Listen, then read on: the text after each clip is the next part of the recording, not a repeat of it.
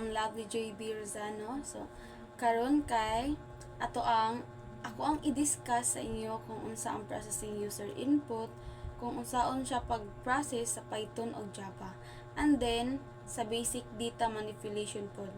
So first is ato sang hibawon kung unsa ang processing user input. So what is processing user input? So, processing user input is the act of receiving information from the user and then use that information in a program. So, ang pasabot ana niya, ang processing user input kuno kay magkuha og paggamit sa data nga gihatag sa user gikan sa ilang pag-type sa keyboard. So, ang pamaagi sa pagkuha sa user input sa Python kay magamit siya og input with open and close parentheses. Like for example, so magamit lang tag input with open and close parentheses. So ato unan tong buhaton is magbutang ta sa iyang variable. So ang kaning variable is unsay mo ibutang diri pwede ra nga name, age, o etc. So, equal, then input, then open and close parentheses and quotation, then enter your name,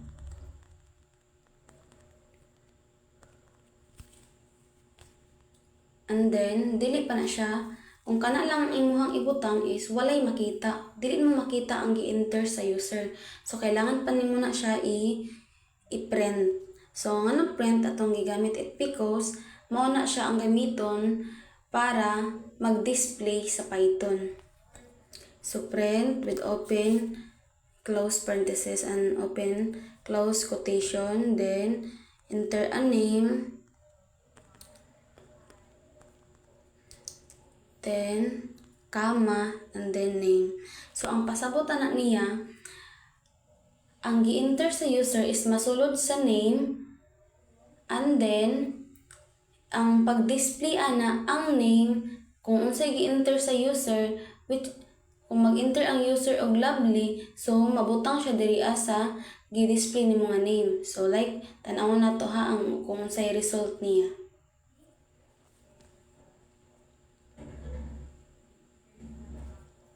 So mag-enter ta og Lovely.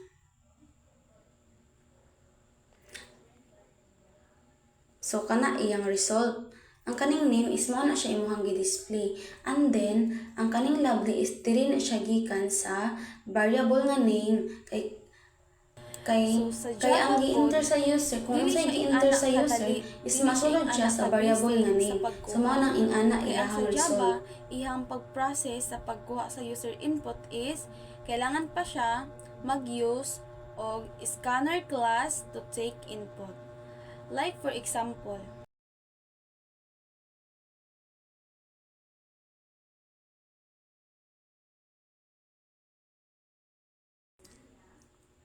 so import java.util.scanner. So dire sa pinaka natong ibuhat dire is nag-import ta og scanner.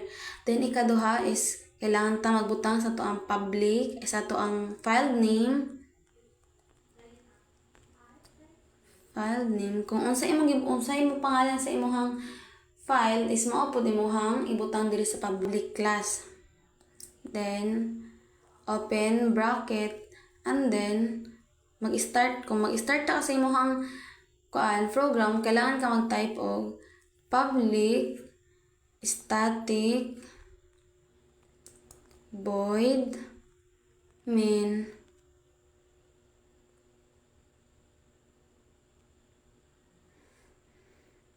then string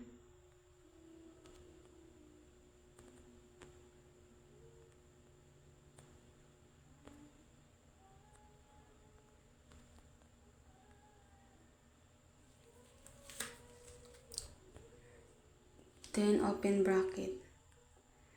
And then kailangan pud ta mag-create sa ato ang scanner object. Kay kung wala man jud tay scanner object, walay mo handle sa gi-input sa user. So that's why magbuhat tawag scanner object. So ang ato ang name sa scanner object is IO. So magdepende na nimo kung sa imong ibutang sa imong scanner object ha. So new scanner system dot in and then semicolon. So kailangan yun na semicolon no kay kung walay semicolon dili mo ran ang imuhang code. So una na tong buhaton. So system dot out dot print and then open parenthesis and close parenthesis and then open and close quotation. So enter a number, enter a name, then semicolon. So mauna na. So second step is kailangan ta magbutang og string name, mo na imong variable ng name, then equal, then io ang imong pangalan sa scanner object, then next line. Anong next line siya? Because ang imong data type is string. Then semicolon. And then pag human ana mag-display na ta sa ato ang input sa user. So magamit lang ta og system.out.print then open parenthesis and close parenthesis and open and close quotation. Then enter a name equal. So kung sa Python is comma, ang sa Java is plus. Then name. Then quotation, then semicolon. So ato na siyang i-run no. So naa siya error. So ingani kakuti ang Java. So kailangan yun mo siya siguraduhon nga kaniyang wala kay nalimtan nga syntax kay maura na siya ang dili makaparan sa imuhang code. So na to true. So na. So mag-enter ta og joy. So wala siya ang result. So isa pod no. So deserve na pod ta magamit og import java.util.scanner kung mangayo ta og user input. Pero kung dili ta mangayo og user input, So, pwede ra ta proceed to gamit the og public basic class data main and public static void main lang only. What is basic data manipulation? So basic data manipulation means editing, changing, or working with the data received from the user. These include tasks like changing text case with to uppercase and lowercase, combining string, converting types like string to number, or doing calculation. So it means that data manipulation kay isa sa pagproseso sa pag-usab, pag-edit, pag-arrange o pag-analyze sa data aron magamit nato siya sa atong program. So bale siya ang mag-plus-star, mag-usab, mag-edit sa gi-enter sa user. So like for example in Python, concatenate string.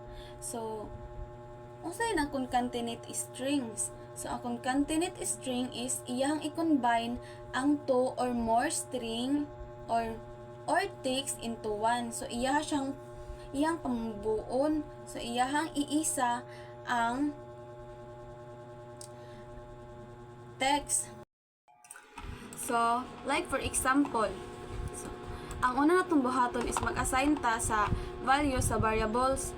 So, ang value sa first name is Lovely and then ang value sa last name is Orzano. So, para makombine na sila, ang una natong buhaton is magbutang ta og variable nga full name is equal to first name mao na siyang imuhang imuhang variable. Tapos plus, ang kanang plus para mag-add, para mag-combine bitaw ang duha ka value. And then maggamit butang puta og quotation with space para dili magdikit ang imuhang first name ug last name. Then kung nabutang na siya, ato na din siyang i-display. So ang output ana niya is Lovely Rosano. So naisa na ang first name o last name. Sa Java,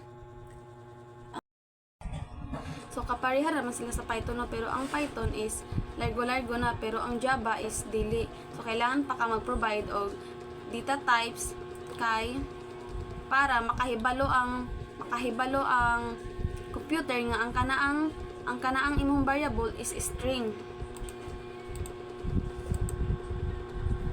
So another example gihapon sa Python, which is change case. Burog imo na siyang ibaylo. Like for example, ang gi-enter sa user input is imo na siyang i-baylo into upper or lower. So like for example, kung ang gi-enter sa user is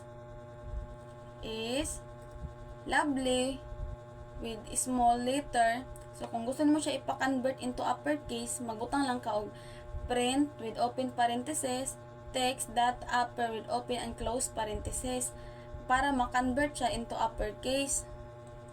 So kung gusto po nimo siya ipa-convert into lowercase, magbutang lang ka diri og print with open parenthesis text dot lower with open and close parenthesis. Kung sa Java pod, so kapareha ra siya pamaagi, no, pero dili na siya print kundi system.out.print na imong gamiton. Kung gusto nimo siya ipa-convert into uppercase, so dili na .upper ang imuhang gamiton kundi .to uppercase na siya sa Java. And then kung gusto po nimo siya ipa-lowercase, ang imo pong gamiton is .to lowercase na siya. So, mara to.